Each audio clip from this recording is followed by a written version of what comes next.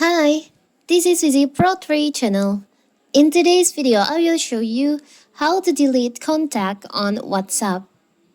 Before you get started, don't forget to subscribe and turn on the notification to keep you updated about this channel. So, let's go.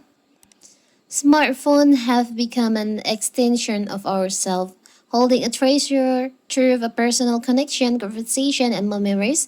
At the heart of our communication is WhatsApp. What happens when your contact list become cluttered with outdated or irrelevant numbers? In this video, I will show you how to delete contact from your WhatsApp. It's so simple. So first of all, of course, we have to open our WhatsApp.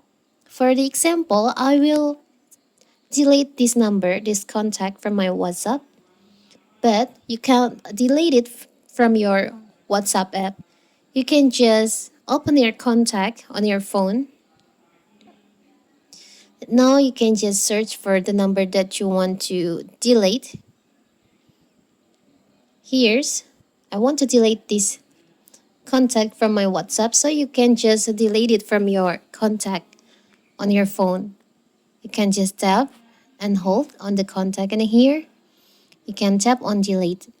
Now you can tap on delete. Let's check to your WhatsApp.